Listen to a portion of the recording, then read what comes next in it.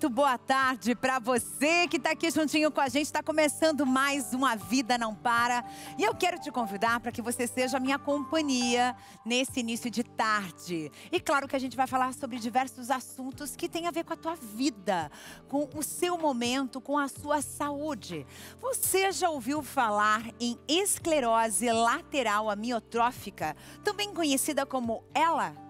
Esse é o nome de uma doença neurodegenerativa progressiva que afeta os neurônios, a parte motora, né? E os responsáveis aí, claro, pelos movimentos musculares. Hoje eu vou conversar com um especialista sobre esse assunto daqui a pouco, tá? Se você quiser enviar questões, mensagens pra gente, pode enviar também. O nosso telefone está aberto para recebermos aí a sua participação. Além disso, quero saber como é que tá a tua relação com o seu adolescente, com o seu pré-adolescente aí na sua casa. Tá difícil? Muitas vezes a gente não sabe como dosar, não é verdade? A liberdade com a responsabilidade, afinal de contas também temos que dar responsabilidade para eles. A gente vai conversar com uma especialista. Ela é professora e ela faz um trabalho muito legal com adolescentes. Daqui a pouquinho, essas dicas todas para você tirar a nuvem da cabeça. Tá? Que eu sei que o seu adolescente, a sua adolescente tem deixado você de cabelo branco. Daqui a pouco a gente vai dar um jeito nisso, tá bom? E a gente vai viajar agora. Vamos para a cidade de São Paulo para conhecermos um dos maiores símbolos, a Catedral da Sé. Um verdadeiro cartão postal histórico que guarda muita história, além, claro, de cultura. Em cada detalhe, cada pedacinho tem uma história. Olha só. Estamos na Catedral Metropolitana de São Paulo, chamada Catedral da Sé. Ela está localizada no Marco Zero da cidade. Ela é construída em estilo neogótico, nas suas colunas, nas suas torres, todas elas nos orientando, nos dirigindo para o céu.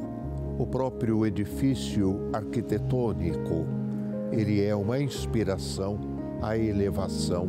Este estilo gótico tem esta finalidade, fazer com que terra e céu se encontrem. A Catedral da Sé, embora não dedicada a São Paulo, mas à Assunção de Nossa Senhora, ela é a grande referência. E ao longo destes 70 anos, aqui neste local, a igreja se fez presente, já na pessoa de São José de Anchieta, Manuel da Nóbrega e outros tantos que por aqui passaram. Acho que não tem uma cidade no Brasil que não tenha essa conexão com as igrejas, com a fé, né, com o buscar, talvez, um encontro com Deus através das igrejas, né? E a Catedral da Sé em São Paulo é uma delas, que tem uma história que se perpetua por outras tantas histórias de quem vive na cidade e quem ama São Paulo. Agora é o seguinte, vamos falar agora de união? Vamos? A Obra Evangelizar e a PUC se uniram para oferecer um atendimento jurídico totalmente de graça. Essa triagem inicial, ela será feita aqui mesmo na Obra Evangelizar, que encaminhará os casos para o núcleo jurídico da universidade. Confira só como essa parceria vai ajudar a comunidade na reportagem agora de Lucas Marconsoni. Olha só.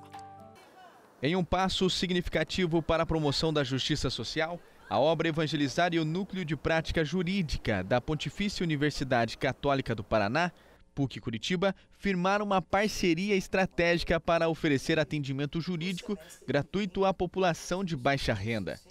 A iniciativa visa preencher uma lacuna crucial, garantindo que cidadãos em situação de vulnerabilidade tenham acesso a suporte legal qualificado em diversas áreas do direito.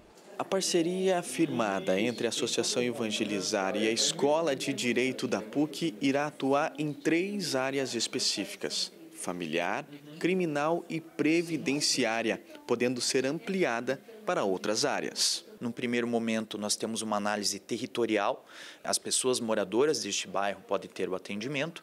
E também nós temos a questão de até 3 salários mínimos, analisando aqui uma renda familiar. E aí, durante a triagem também, nós temos a análise de alguns elementos relacionados a bens, justamente para atender as pessoas que precisam.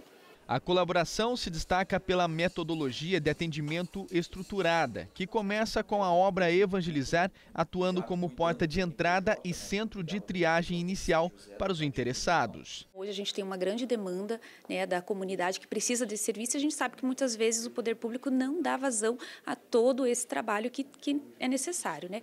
Com essa parceria que se inicia, a importância para nós será enorme, porque a nossa capacidade não só de dar orientação jurídica, mas também de fazer o encaminhamento para que o próprio Núcleo de Práticas Jurídicas da PUC possa ajuizar ações novas e ter um acompanhamento mais de perto e um acompanhamento especializado. Sem dúvida, quem sairá ganhando com isso é o nosso público, né? O cidadão interessado deve procurar a Secretaria da Obra Evangelizar. Após a triagem e aprovação, o atendimento jurídico é agendado. Este é conduzido por professores responsáveis e um grupo de estudantes da Escola de Direito da PUC. Você viu só? É uma super oportunidade para você também participar. Então fica a dica, entre em contato conosco e já faça a sua inscrição para que você também tenha esse aconselhamento jurídico que é indispensável nos dias de hoje, né? Você já parou para pensar no que realmente é transformação? Vai muito além da mudança, além do movimento, da descoberta e, claro, é um recomeço. No vídeo que nós vamos assistir agora, a gente mergulha nesse conceito. Olha só. Transformação é o ato de mudar de forma, estado ou condição. Não é apenas trocar algo de lugar, mas alterar sua estrutura, seu modo de ser. Na natureza, a transformação é constante. Do gelo à água, da semente à árvore, da lagarta à borboleta. Tudo está em movimento. No ser humano, a transformação também é visível. Crescemos, amadurecemos, mudamos de ideias, de caminhos e até de propósito. A filosofia entende a transformação como parte da essência da vida.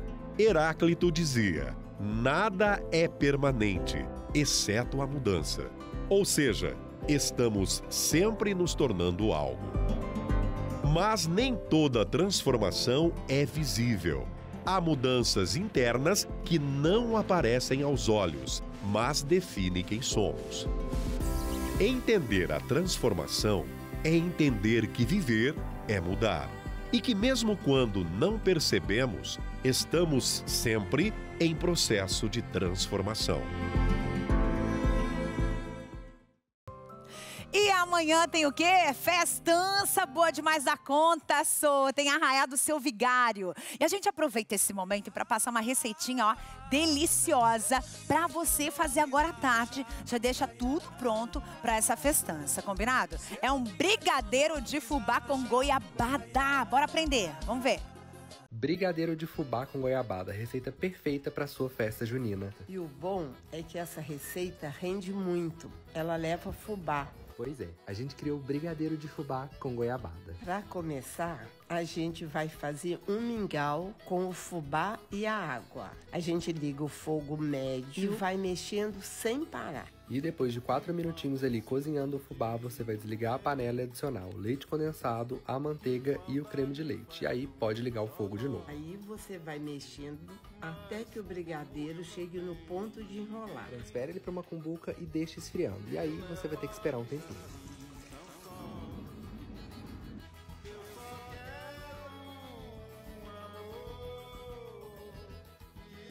Passado esse tempinho, já com o brigadeiro frio, a gente vai rechear ele com a goiabada cremosa. Então faz uma bolinha, abre ela, com cuidado, coloca a goiabada no centro e aí é só fechar e passar no fubá ou no leite em pó. Gente, vocês viram o tamanho do brigadeiro?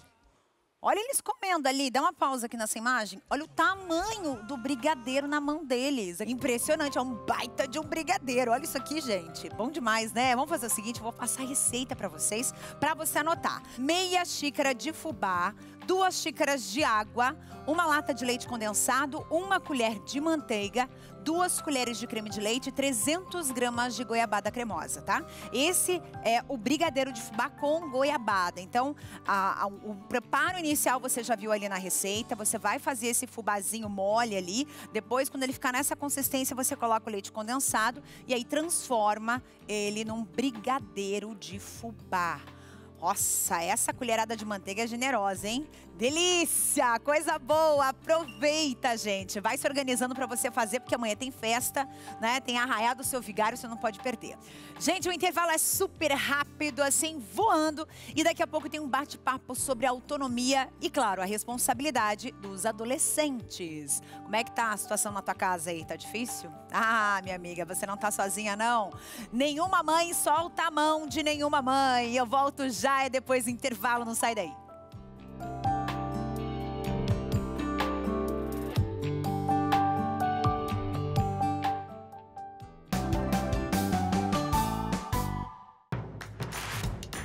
Não perca mais nenhum vídeo da TV Evangelizar. Inscreva-se agora.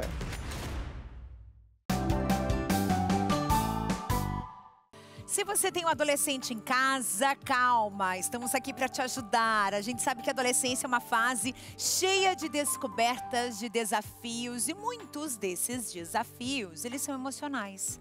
Hoje eu estou aqui com a Suelen Cruz. Ela é professora e ela é mentora. E ela ajuda jovens adolescentes a desenvolverem o autoconhecimento, a autogestão e, claro, a tomarem decisões mais conscientes. Que eu acho que esse é o principal ponto hoje da nossa conversa aqui. Suelen, bem-vinda. Obrigada por ter aceito o nosso convite. É um prazer te receber. Obrigada. Boa tarde. Pra gente começar esse assunto, como eu digo, a gente não pode soltar a mão das mães, né? Porque você é mãe também, eu também sou. Você de casa é mãe, é pai, é avô, é avó. E a gente não sabe muito bem como lidar.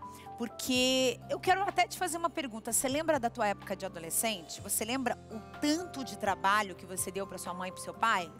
Ou você já esqueceu de tudo isso? Foi tão traumático que você já esqueceu, né? Mas aí, quando chega a nossa vez de administrar tudo isso, pesa. Pesa bastante. A adolescência, hoje, continua sendo adolescência, mas ela é diferente da adolescência de 10 anos atrás, de 20 anos, de 30 anos. Então, eu costumo falar que a gente aprendeu a ser adolescente sendo adolescente, mas em uma época totalmente diferente, né? Hoje eles têm alguns artifícios, alguns acessos que nós não tínhamos, que não existiam pra gente, mas que para eles existem. Então, como é que a gente lida com algo que não foi da nossa realidade? A gente precisa aprender. O adolescente, ele tem muito do saber tudo. Ah, eu sei tudo, eu entendo de tudo. Na nossa época, a gente também entendia de tudo. Mas a gente sabia que os pais sabiam muito mais. Hoje, com o advento da nossa querida e amada internet, inteligência artificial e tudo mais, a gente acaba ficando para trás. A gente literalmente acaba sabendo menos, mas não das coisas da vida, né? Claro que pai e mãe têm muito mais experiência de vida mesmo. Eu acho que é aí que a gente pode somar. O que você me diz? Exato. A gente tem também aquela intuição, né? Que nasce, quando a criança nasce, vem também essa intuição. E a experiência. É muito importante que a gente esteja sempre conectado com os nossos filhos, com as nossas crianças, porque o vínculo que fica na adolescência é o vínculo criado na infância. O que é necessário é que a gente sempre fique atualizado, a gente tem que se manter atualizado, porque as novidades, elas chegam, e são novidades que muitas vezes são boas, são benéficas, mas existem novidades que elas não são ideais para os adolescentes, que seriam alguns aspectos em que eles teriam um contato mais tarde, ou que talvez não precisassem ter contato. São coisas que não trazem benefício nenhum. Então, para os pais e para os cuidadores em geral, né, avós, tios, tias, padrinhos, madrinhas que de repente cuidam de adolescentes, é extremamente necessário se manter atualizado, saber o que está acontecendo aí nessa adolescência, justamente por ser uma adolescência em um tempo muito diferente. Certo, tem interação, vocês de casa a gente pede, vocês atendem, isso é tão bom conversar com vocês e responder também os questionamentos que estão chegando. Vamos começar aqui com a Ângela, tudo bem, Ângela, querida? Tenho uma filha de 15 anos, ela sempre teve um gênio muito forte, mas agora na adolescência está muito teimosa, bate boca comigo, nunca estou certa, por favor me diga o que isso melhora, ou se isso melhora. Ai, Senhor amado, Ângela, tamo junto, tá, minha amiga? Tô aqui sofrendo por você também. É algo que a gente precisa escutar. Depende muito da questão emocional dos pais também. A adolescência, ela é um período em que, né, essa região aqui da frente, eu costumo brincar com eles, essa né? parte do cérebro isso, aqui da o córtex pré-frontal, ele não está formado. Então não tem maturidade ainda. Então essa maturidade, ela vem lá no início da fase adulta, né? Ali, alguns especialistas falam sobre a questão de ser aos 24, 25 anos de idade. Então você está lidando, você já tem uma maturidade, já tem uma experiência, e você está lidando com alguém que não tem o cérebro formado ainda, que precisa de orientação, mas às vezes fala, não, eu não quero, não preciso. Você está lidando com um adolescente que está querendo criar uma identidade. Então, essa questão do enfrentamento, ela é natural. Então, eles vão questionar. Se a gente for parar para pensar aí na história, quem é que fez muitas das grandes mudanças na história? Foram os jovens. Então, a gente tem que entender que esse questionamento, essa contrariedade, ela é natural. Só que, ao mesmo tempo que a gente entende que ela é natural, a gente não pode esquecer que nós, pais, somos os adultos da relação. A gente sempre brinca com essa frase, mas ela é real. Justamente pelo fato de que a gente precisa da orientação. Então, vai muito do jeito que a gente dá essa orientação. Certo, mas assim, esse negócio de bater boca, eu não sei como é que a Ângela é em casa, mas assim, tem que ter muita paciência. Porque assim, tem uma linha, a linha entre o respeito ali e a falta dele é muito tênue, né? Exato. E assim, Carla, é muito interessante a gente imaginar, assim, eles têm uma liberdade dentro de casa, que eles serão com os pais, com os cuidadores, muitas vezes quem eles não são lá fora. Então, fora de casa com os amigos, eles são legais, eles são gentis, prestativos. Em casa, ele pode se soltar um pouco mais. Então, assim, o enfrentamento, ele existe. Mas isso não significa que os pais têm que deixar o adolescente fazer o que bem entende, não é? E falar do jeito que quiser. Exato. Né? Vamos ver. Célia Maria, querida, bem-vinda. Oi, Carla, eu tenho uma adolescente de 15 anos, mais uma mãe que aqui com uma adolescente de 15 anos. É difícil a convivência com ela. É muita rebeldia, não obedece. Eu encontro muita dificuldade em ter um diálogo com ela. Não sei que atitude tomar, como podemos ajudar em certas situações. Essa fase dos 15 anos aí, pelo jeito, é uma das críticas, né? Essa questão do adolescente ser muito mal-humorado, né? De não ter conversa, não ter papo com pai e mãe tá sempre errado. Como é que a gente tenta desembolar esse... Isso é um nó, né? É um nó na relação. Bem grande, bem grande. Carla, eles estão procurando uma identidade. Os pais já não representam aquilo que representavam antes, como na infância. O meu pai, a minha mãe, né? O meu cuidador ali é a pessoa de referência. Hoje eles têm... Na adolescência, eles têm outras referências. Então, assim, os amigos aparecem e eles precisam criar essa identidade. Os pais, eles devem estar presentes, mas sempre respeitando um certo limite. E eu não estou falando aqui de privacidade. A gente entende que privacidade, ela é importante, mas existem limites porque nós, pais, devemos educá-los, né? Devemos orientá-los, assisti-los e sim, a gente precisa saber o que está acontecendo. Exatamente. Então, esse negócio de porta do quarto fechada, de jeito nenhum, quer dizer, a casa aqui, a casa é minha, quem manda sou eu, a porta vai ficar aberta, preciso saber o que está acontecendo. E sempre, Carla, isso é extremamente importante, mas sempre com uma questão de diálogo. Sempre explicar o porquê. Adolescente, ele tem a necessidade de saber o porquê das coisas. Então, em sala de aula ou nas mentorias, eu sempre comento isso, o porquê das coisas. Se ele entende a relação, se ele entende o motivo, se ele vê sentido naquilo, ele vai fazer. É como arrumar a cama. Se ele não vê sentido, ele não faz. Quando ele começa a entender o porquê daquilo, que é um ritual, que é para o teu cérebro começar o dia numa boa, tranquilo, ele vai começar a fazer. E olha, eu quero aproveitar esse momento para citar uma coisa importante, tá? Então, esse negócio de pai e mãe falar, mas por quê? Porque eu quero, porque eu mando. Não é essa a resposta. É explicar o porquê de verdade. Porque assim você vai atrair o seu adolescente para perto de você, tá? Luana mandou pra gente aqui. Boa tarde, Carla, tudo bem? Aqui é a Luana. Eu tenho um filho de 9 anos. Eles têm uma fase bem complicada. Gosta bastante de ficar no celular. Não gosta de sair comigo. Como fazer para nossos filhos nessa fase interagir, né? Mais com a gente, que somos os pais. Exato, Luana. Então, assim, é necessário a gente entender que essa fase aí dos 9 anos de idade é onde você ainda está criando vínculo lá para a adolescência. O celular, ele atrai. O celular, eu brinco com né, os meus adolescentes, eu falo assim, gente, eu sei que o celular é mais interessante que eu, mas agora presta atenção, foco aqui. E em casa, o que a gente precisa fazer? A gente precisa criar diálogo, precisa criar, estabelecer limites e criar alternativas a esse celular. Então, assim, se o celular ele é mais interessante para o teu filho do que a saída com você, tem que começar a entender, procurar entender o porquê disso. Então, assim, será que onde eu estou levando, onde eu vou, é interessante para ele ou não é? Ok, não é interessante, mas eu preciso levá-lo. Então, ter um diálogo, filho, seguinte, eu sei que você não quer, mas é necessário. Então, a partir daqui, a gente vai fazer um combinado. Você vai lá comigo e depois a gente vai assistir um filme juntos ou qualquer outra interação. Tentar se aproximar dos amigos é uma boa saída? Tipo, não é aquela mãe amiga, aquele pai amigo. Acho que a gente tem que ser pai e mãe, a gente não tem que ser amigo. Entende? A gente tem uma diferença entre amigos e pais e mães.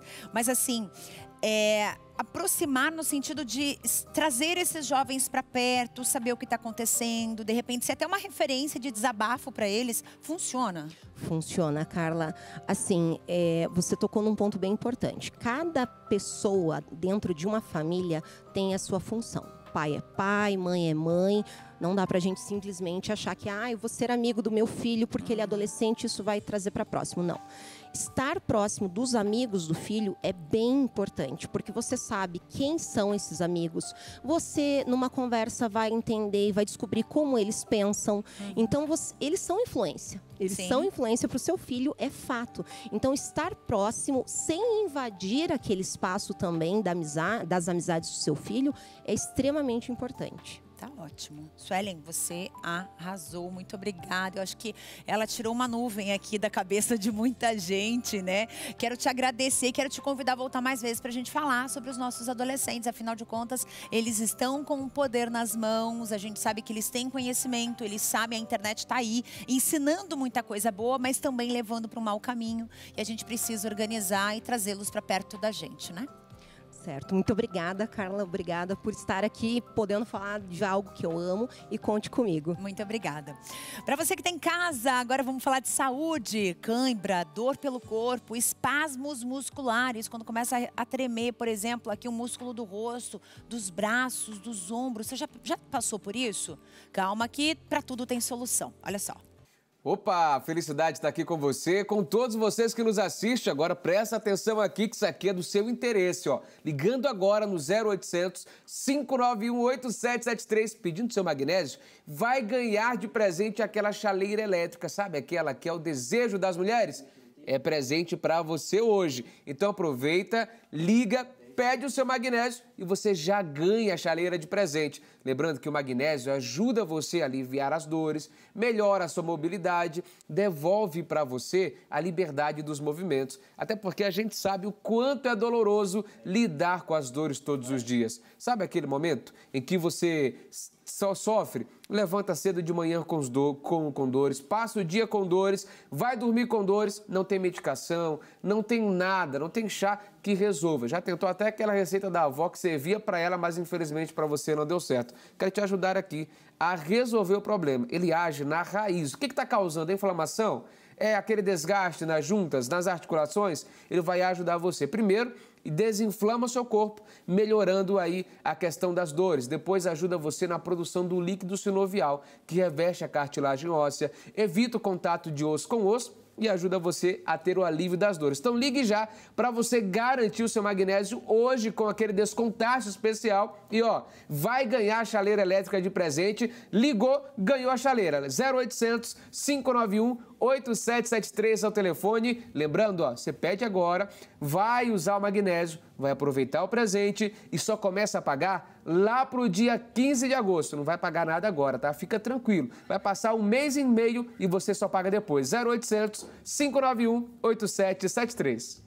E as festas julinas agora continuam. Você sabia aí que até os pets estão ganhando roupinhas temáticas para entrarem no clima da comemoração? A gente vai conferir, gente, essa fofura que conquista cada vez mais os tutores. Olha só que coisa mais linda. Camisa xadrez, vestido com babado, chapéu de palha. Tudo em versão miniatura. Os pets ganham um lugar especial nas festas juninas. O Luiz é daqueles que gostam de ver a pet dele bem vestida. Tenho a Mulher Maravilha, tenho uma toda colorida de carnaval. Eu tenho uma outrazinha lá, acho que é a Rosinha, né, que é menina, entendeu? Então a gente dá um banho, vem ou com a roupinha ou com enfeite, né? Quando eu tenho uma roupinha que acho bonitinha, eu ligo pra patroa, levo, se ela autorizar, eu levo. Se ela não autorizar, eu não levo. Em Fortaleza, lojas especializadas em moda pet apostam em coleções exclusivas. Os preços variam de R$ 40 a R$ 85, com opções para diferentes tamanhos e estilos. O mercado pet está sempre evoluindo, né? Eles estão sempre querendo mais uma coisinha e a gente está sempre evoluindo nisso, principalmente nas roupas. Olha que blusa linda. Essa blusa veste um cachorro maior, de porte maior. Então, geralmente, é muito difícil você achar no mercado feito para tamanhos maiores, né? E a gente proporciona isso. E não são só as roupas que fazem sucesso. O cuidado com o conforto dos animais também é uma prioridade. Aqui nesse centro comercial popular, as lojas investem em peças que combinam estilo, praticidade e, claro, muita fofura. A Tailane é proprietária de uma marca. Ela explica que muitos clientes já procuram os looks com antecedência. A ideia é tornar os pets parte ativa das comemorações. Tem roupas para todos os gostos e tamanhos de pets. No mercado a gente tem que acompanhar, né, as tendências tanto de moda e também, né, das datas comemorativas que a gente tem. O São João aqui no Nordeste, ele é bem grande, né? As pessoas gostam de comemorar. E a gente não podia ficar de fora dessa.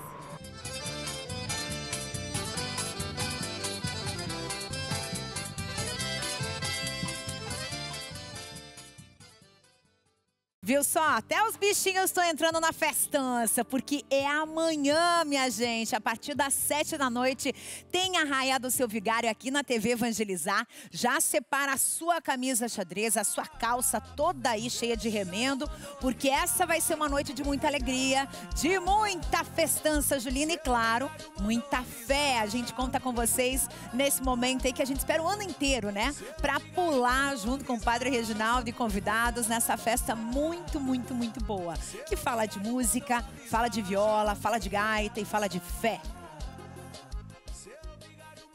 Continuamos agora com o assunto de saúde, diabetes, minha gente. Tem que viver atento o tempo todo, presta atenção.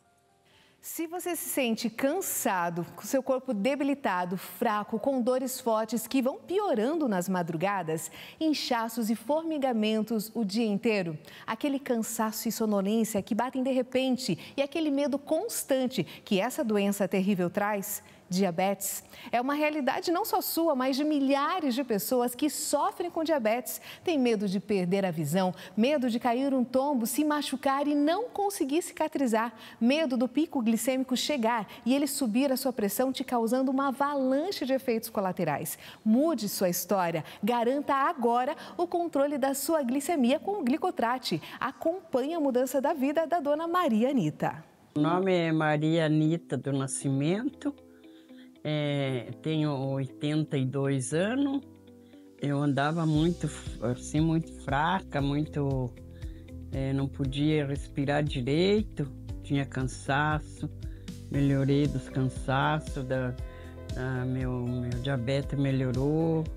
Eu tomava muito remédio, depois que eu tomei o Gitrato, minha pressão, meu diabetes melhorou, tá normal e eu me sinto bem agora. A mudança foi total na vida da dona Maria Anita e pode ser na sua. Garanta agora o seu Glicotrate 0800 555 5123. É aposentado ou pensionista? Sua condição de pagamento é única, metade do preço. E ligando agora, eu vou te dar um presente, hein? O kit Saúde Total, com o nosso Clorela, que é um detox natural, e o nosso poderoso emagrecedor. Esse kit vai de presente se você ligar agora. 0800 555 5123. Mora em Curitiba e região, te entrego ainda hoje. Nas demais localidades, frete grátis e rápido. 0800 555 5123.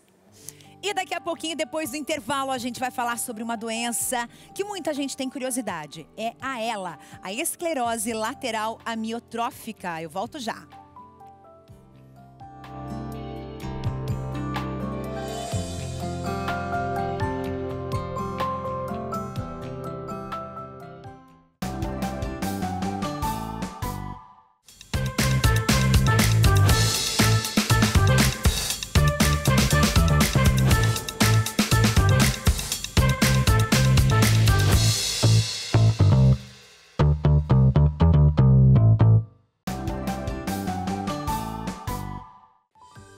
Você sabe o que é ela? Esclerose lateral amiotrófica. É uma doença neurológica que afeta aí muito o nosso corpo, os nossos movimentos. Mas quem vai explicar pra gente, inclusive vai responder as suas questões, o seu questionamento, nosso WhatsApp vai ficar aberto aqui para você interagir com a gente. Anota desde já para você entrar em contato com a gente, tá? 419-8793-6281.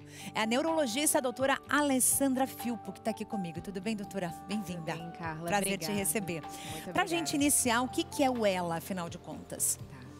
Então, a esclerose lateral amiotrófica, né, é uma doença neurodegenerativa, que a gente fala. Ela vai acometer os neurônios motores no corpo, né, que vai inervar a musculatura. Então, como esses neurônios eventualmente vão ser degenerados, comprometidos, a gente vai ter fraqueza de qualquer músculo voluntário do corpo. Então, desde a fraqueza da parte respiratória para engolir e dos membros. Certo. Quem pode ter o ELA? Porque assim, as pessoas elas imaginam o seguinte: ah, não, na minha família não tem caso, então eu tô tranquilo, não vou ter esse problema. E não é bem assim. Quando a gente fala de ELA e genética, assim, é um termo, um tema complexo, né?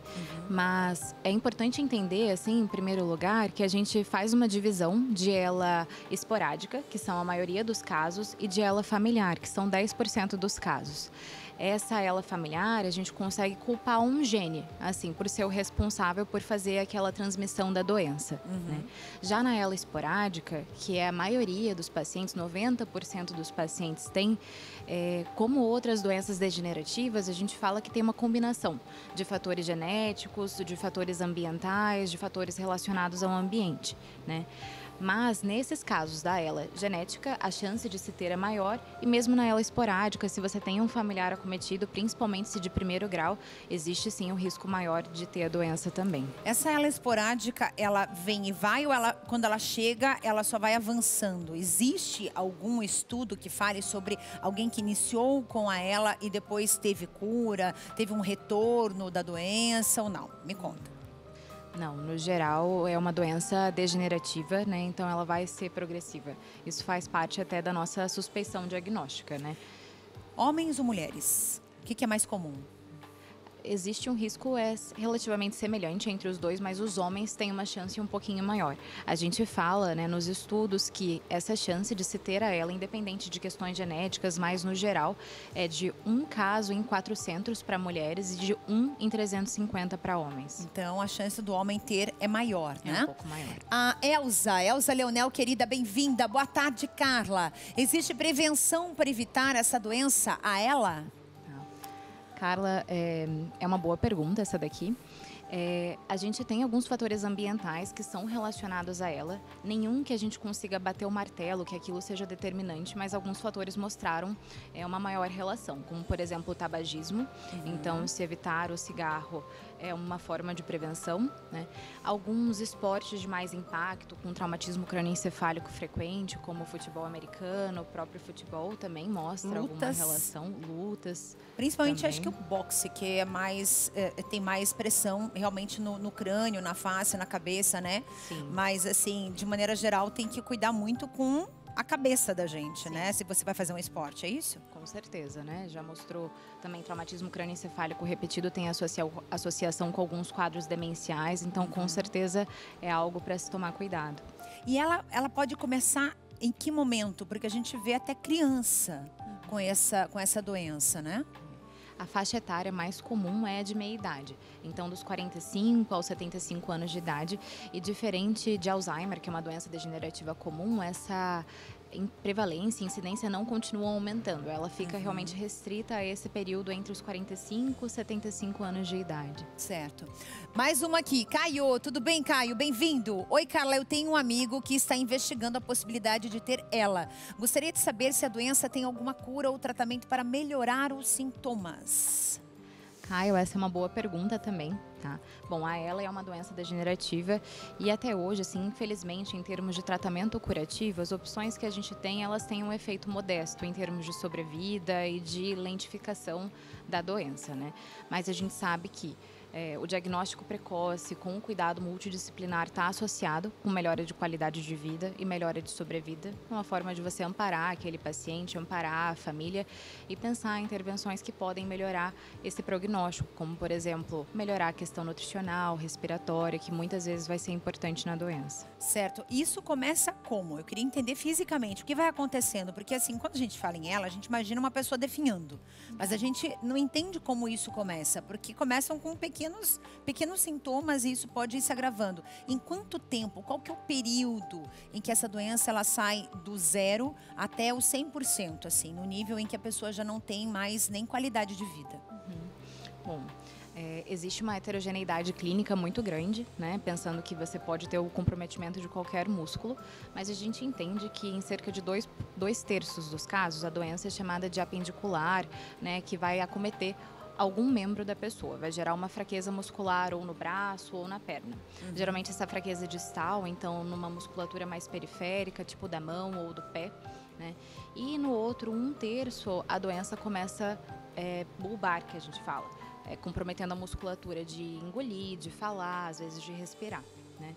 Essa doença ela é sempre progressiva, então algo que te chama atenção na história, no exame do paciente, é esse caráter da fraqueza aí de um lugar, depois vai para o outro, depois para o outro, aos pouquinhos isso vai progredindo.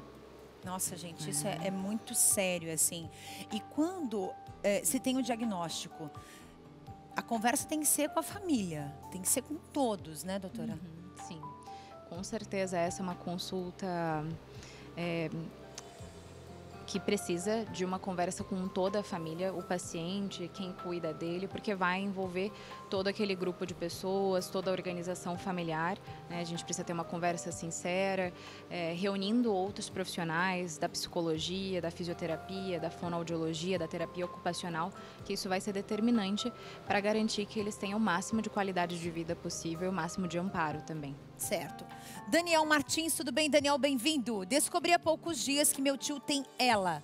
Apenas o neurologista pode tratar a doença ELA ou é importante ter um tratamento com vários especialistas? Foi até entrando nesse assunto que você acabou de citar, quer dizer, é o psicólogo, é o fisioterapeuta, é todo mundo trabalhando junto ali para dar uma qualidade de vida para essa pessoa, né? Exatamente, é extremamente importante.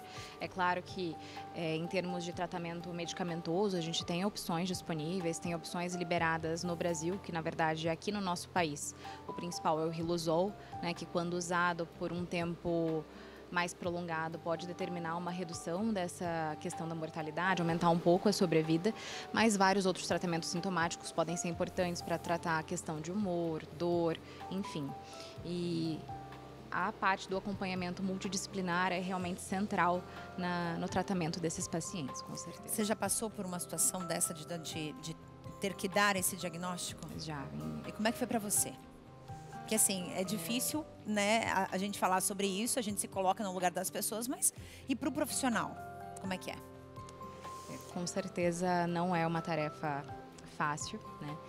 Eu acho que em primeiro momento o principal que a gente pode fazer, né, é explicar, ter calma, acolher, né, escutar as dúvidas daquela família, daquele paciente, mostrar que apesar de incurável até o momento, a gente vê que ao longo do tempo essa doença vem sendo mais diagnosticada. Existem alguns avanços em termos terapêuticos. Então, em 2023 foi liberado pelo FDA um remédio para a gente tratar ela familiar, um tipo de ela familiar. É uma minoria dos pacientes, mas com certeza numa doença que a gente já tem uma descrição de mais de 100 anos, é um avanço, né? A gente ter aí uma aposta que está se estudando ao longo do tempo se vai resultar numa melhor sobrevida. Mas acho que é importante mostrar para os pacientes que, a despeito dessa falta de tratamento curativo, a gente tem sim o que fazer e a gente tem como garantir, tentar de todas as formas que ele mantenha a qualidade de vida ao longo desse processo que é lutado por toda uma família e um conjunto de profissionais de saúde, né? Certo. Quando se trata de um bebê ou de uma criança, como funciona isso? Porque a gente sabe que o cérebro infantil, ele tem muito a se desenvolver, né?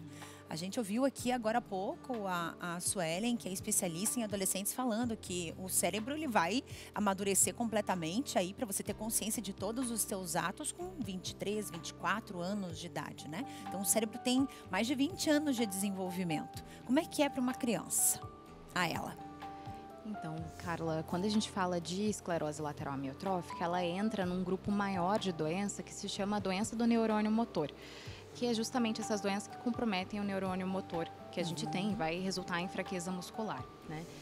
Dessas, a ela é uma doença muito comum, uma doença degenerativa. A gente tem outras doenças nesse grupo, como a atrofia muscular espinhal, que é mais comum em crianças, em nenês, né, recém-nascidos, e que daí a nossa abordagem, assim, diagnóstica e terapêutica acaba sendo diferente. Para essas doenças, hoje em dia, a gente tem tratamento disponível.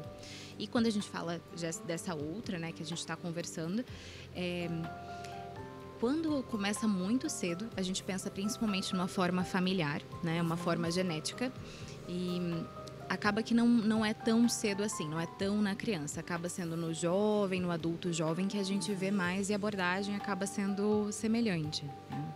Então, as questões cerebrais, elas envolvem todas as idades, mas especificamente ela vai atingir pessoas com mais idade, né? Seres humanos mais velhos aí, não bebezinhos, né? E tem outras questões neurológicas que vão atingir os bebês. Então, tá aqui dicas excelentes aqui da doutora para a gente poder entender um pouquinho sobre o nosso cérebro e poder também ajudar pessoas que acabaram de descobrir esse diagnóstico.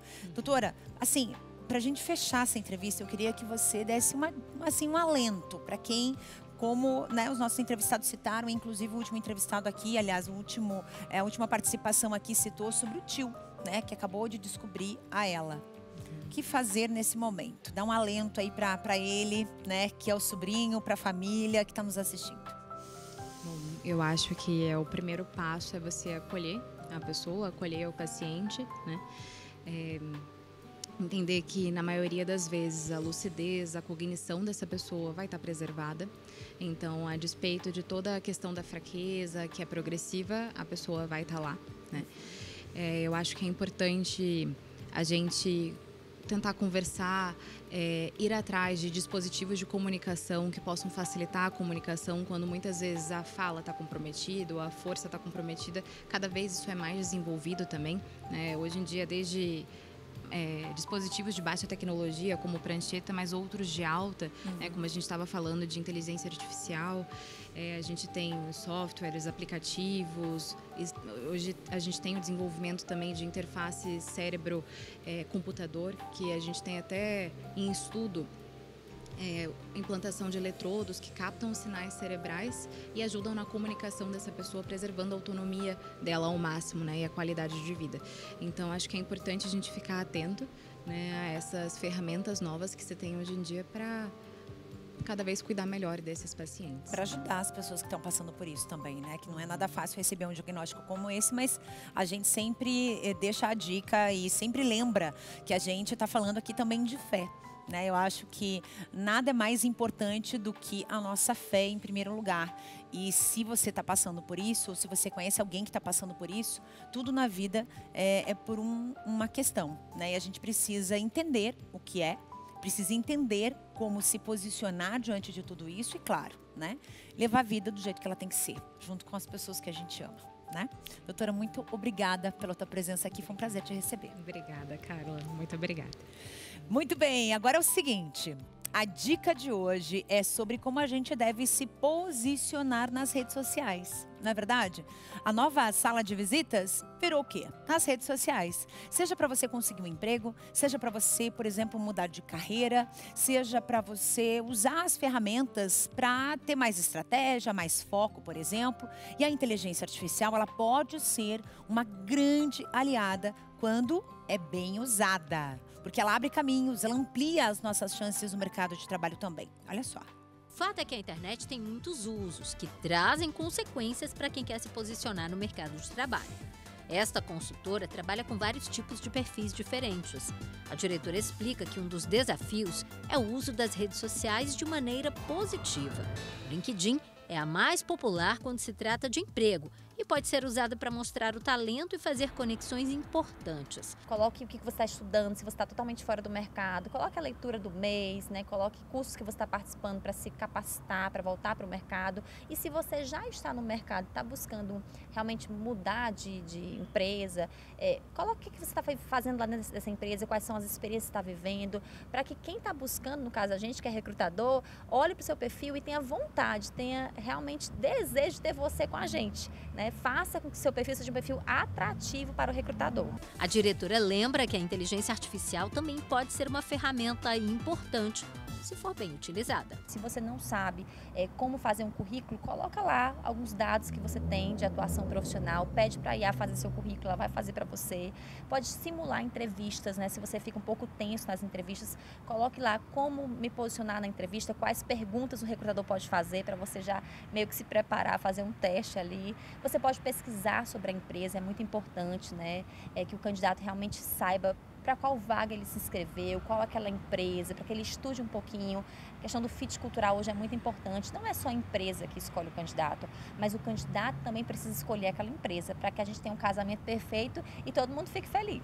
Além das redes sociais, uma outra preocupação dos executivos é com o uso da inteligência artificial. Aqui no Brasil, 74% dos recrutadores querem saber como o empregado lida com a IA. Em relação ao restante do mundo, a média global é de apenas 63%. A gerente executiva afirma que a forma de selecionar mudou e as empresas se beneficiaram com isso e com os processos que ficaram mais rápidos. Antigamente, eu tinha que divulgar uma vaga por não sei quanto tempo para ter candidatos. Amplitude, né? A gente tem uma expansão de possibilidades maior, porque uma vaga que ele divulga aqui, ele pode atrair pessoas de João Pessoa, de Fortaleza, de São Paulo, do Rio, e trazer com amplitude maior, que já tem até vínculos aqui. Então, a marca empregadora, né, está no mercado que aquela empresa está contratando, ela está tendo cuidado de fazer um processo seletivo legal, eficiente, rapidez e custo baixo. Em parte, é a inteligência artificial que faz a primeira triagem de acordo com palavras-chave ou competências. Para os candidatos serem vistos, a maneira como eles se posicionam nas plataformas faz toda a diferença. Você, para ter para o algoritmo trabalhar em teu favor, você precisa ter uma movimentação, tipo conectar pessoas, curtir, postar, fazer postagens técnicas, né? Ter uma movimentação para que o algoritmo ele entenda que o teu perfil ele não é um perfil invisível, né? Então você tem que estar diariamente entrando, movimentando de alguma forma as tuas redes para que você continue sendo visto e sendo filtrado pela inteligência artificial.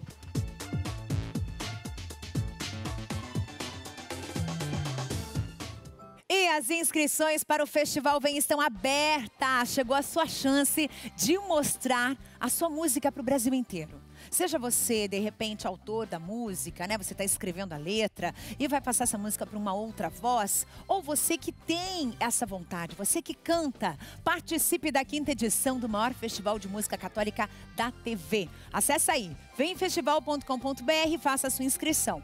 A inscrição, aliás, as inscrições vão até o dia 28 de julho, até o finalzinho desse mês. Então aproveita para se inscrever o quanto antes, até porque vai ter toda uma escolha depois, né?